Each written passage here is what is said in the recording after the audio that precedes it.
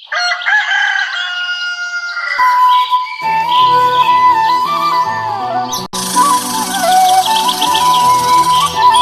गांव में श्याम नाम का एक व्यक्ति रहता था।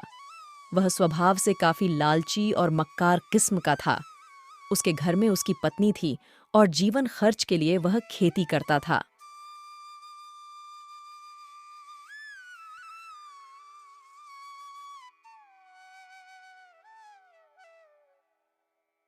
वह अपनी फसलों को हमेशा ऊंचे दामों पर बेचता था, जिससे उन्हें काफी मुनाफा होता था।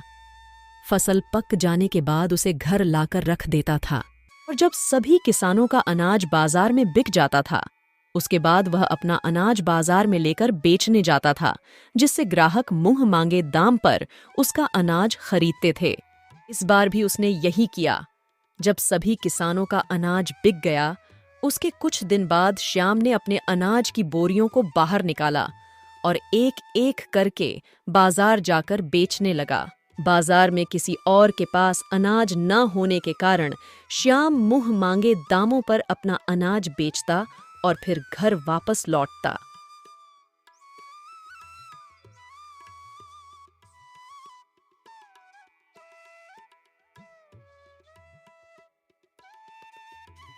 एक शाम जब अनाज बेचकर वह घर वापस लौटा, तो उसकी पत्नी ने उससे कहा, क्यों जी? सुना है आप अपनी फसल को बहुत ऊंचे दामों पर बेच रहे हो। इससे खरीदने वाले को काफी नुकसान होता होगा ना? क्या बकवास कर रही हो? फसलें होती ही इसलिए है। अगर किसान अपना फायदा नहीं सोचेगा तो भूखा मर जाएगा। और लेकिन इतने ऊंचे दामों पर फसल खरीदने वाले को कितना नुकसान होता होगा। आखिर वह भी मेहनत की कमाई है। तुम बाकी किसानों की तरह सही समय पर फसल को क्यों नहीं बेचते? अरे अरे जाओ, वैसे भी मैं आज थक गया हूं और तुम मुझे ज्ञान देने लगी हो। यह नहीं सोचा पति काम से लौटा है तो उसकी सेवा करें। मुझे बहुत तेज भूख लगी है, जाकर खाना लगाओ। हाँ हाँ, ठीक है। वैसे भी तुम मेरी सुनोगे कहाँ? हे भगवान, मुझे कैसी पत्नी दी है तूने। पति का साथ देने के बजाय मुझे ही ज्ञान देने बैठ जाती है। कुछ दिनों ऐसे ही चलता रहता है और श्याम अपनी फसल से काफी अच्छा दाम कमा लेता है। श्याम के घर के पास ही एक बूढ़ी औरत रहती थी। उसका एक बेटा था जो बाहर विदेश में नौकरी कर रहा था, इसलिए घर पर वह केवल अकेली ही थी। जीवन का गुजारा करने के लिए अपने ही खेत में बीज बोती, फसल की देखभाल करती और पक जाने पर उसे काट कर बाजार बेचने चली जाती। एक दिन बुढ़िया अनाज की बोरियां भर रही थीं ताकि वह उन्हें बाजार जाकर बेच सके। लेकिन तभी श्याम की नजर बुढ़िया के अनाज पर पड़ती है और वह सोचता है कि अगर मैं इस बुढ़िया को पटा लूं तो इसके अनाज से भी मैं बहुत सारा धन कमा पाऊंगा। कुछ देर बाद वह अपने कदम बूढ़ी औरत की तरफ बढ़ाता है। नमस्कार दादी जी। नमस्कार बेटा, तुम कौन? दादी जी, मैं श्याम आपके पड़ोस में ही रहता हूँ। अच्छा अच्छा। दादी जी, आपका एक बेटा भी तो था, वह कहाँ है? अरे बेटे को काम से फुर्सत हो तब ना। कोई बात नहीं दादी जी, मैं भी आपके बेटे जैसा ही हूँ। आप इस उम्र में इतनी मेहनत मत किया करो, वरना तबीयत खराब हो जाएगी। क्या करूं बेटा, पेट पालने के लिए कुछ ना कुछ तो करना ही होगा। एक काम करिए दादी, आप इस अनाज को अपने घर पर रखिए। मैं एक एक बोरी करके इसे बाजार जाकर बेच आऊंगा और बदले में जो धन मिलेगा वह मैं आपको दे दूंगा। नहीं नहीं बेटा, तुम इतना परेशान क्यों हो रहे हो? नहीं दादी जी, परेशानी की कोई बात नहीं है। वैसे भी मैं अपना अनाज भी बाजार जाकर बेचता हूं, तो साथ में तुम्हारा भी ले जाऊंगा। अच्छा ठीक है, भगवान तुम्हारा भला करे। ये तो दादी जी, मैं सुबह आकर अनाज की बोरी लेकर जाता हूँ, ठीक है? ठीक है बेटा। अगली सुबह श्याम फिर से दादी जी के पास जाता है और उनसे अनाज की बोरियां ले लेता है।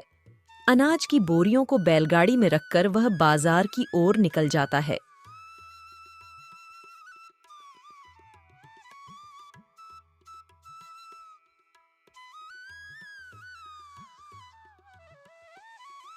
बाजार पहुंचकर वह अनाज बेचना शुरू करता है।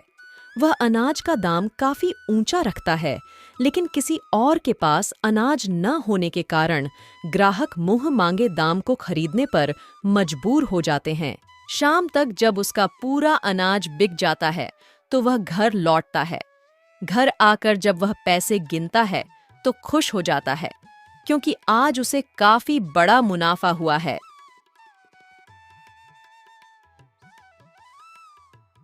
बूढ़ी औरत के अनाज से मिले पैसे देखकर उसके मन में लालच जाग उठता है।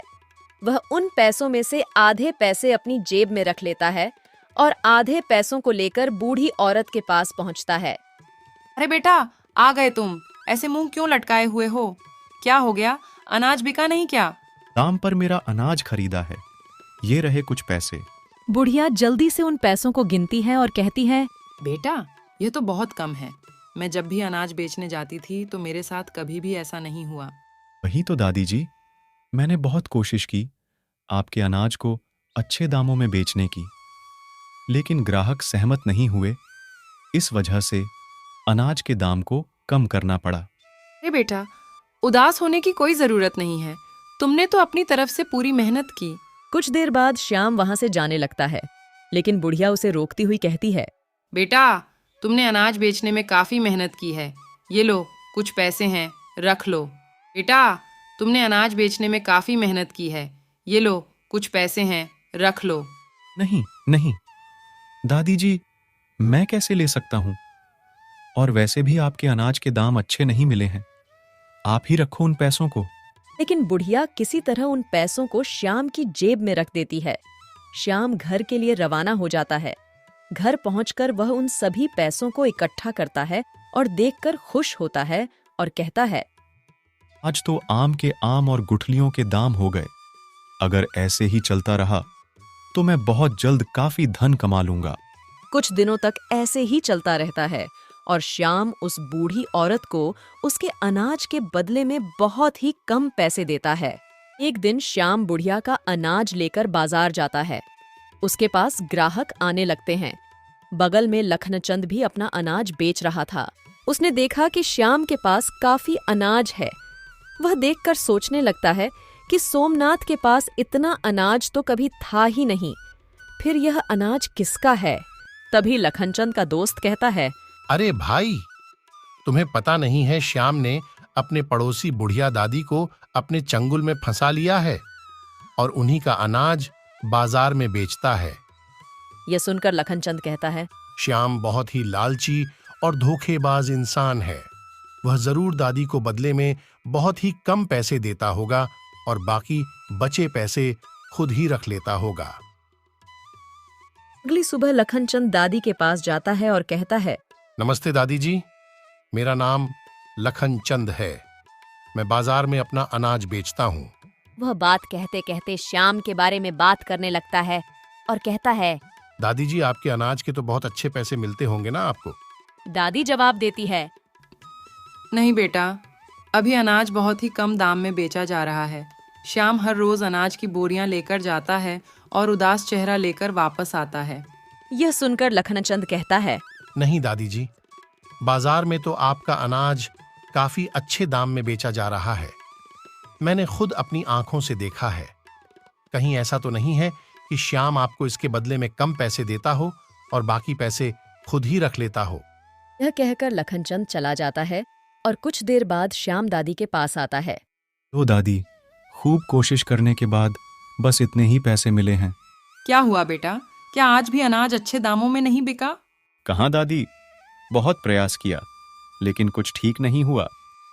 लेकिन बेटा, लखनचंद मेरे पास आया था। वह कह रहा था कि आज तो अनाज काफी अच्छे दामों में बेचा है। नहीं नहीं दादी, लखनचंद झूठ बोल रहा है। बेटा, मैंने तुझे अपने बेटे जैसा माना था और तूने मुझे ही धोखा दे दिया। ये पैसे यही रख दे और दोबारा मुझे अपनी शक्ल मत दिखाना। और हाँ, याद रखना, जिस पैसे की वजह से तुमने मुझे धोखा दिया है, एक दिन तेरे पास बहुत सारा पैसा होगा, लेकिन वह किसी भी काम का नहीं होगा। याद रखना। श्याम बुढ़िया के घर से बाहर निकलकर कहता है, यह लखनचंद भी ना, इसे मैं बाद में देख लूंगा। बना बनाया काम बिगाड़ दिया। अच्छा भला आसानी से पैसे कमा रहा था। कुछ दिनों बाद श्याम काफी अमीर हो जाता है। उसके पास घर, गाड़ी और ढेर सारा पैसा आ जाता है। लेकिन तभी श्याम बहुत बीमार पड़ जाता है। वह अपनी पत्नी से कहता है, सुनो, हमारे पास बहुत पैसा है, एक अच्छे से डॉक्टर को बुलाओ जिससे मैं जल्दी से जल्दी ठीक हो जाऊं। पत्नी डॉक्टर को बुलाती है, लेकिन डॉक्टर उसे पूरी तरह से ठीक नहीं कर पाता है। श्याम फिर से कहता है, हमारे पास बहुत पैसा है, एक अच्छे से हॉस्पिटल में मुझे ले चलो ताकि मैं पहले की तरह स्वस्थ हो सकूं। उसकी पत्नी एक अच्छे से हॉस्पिटल में उसे इलाज के लिए ले जाती है, लेकिन वहां से भी कुछ बेहतर परिणाम नहीं मिलता और फिर वे दोनों वापस गांव लौट आते हैं। अब उसे बुढ़िया की वह बातें याद आने लगती हैं और कहता है कि सच कहा था बूढ़ी दादी ने, मेरे पास आज बहुत सारा पैसा है लेकिन मेरे किसी काम का नहीं।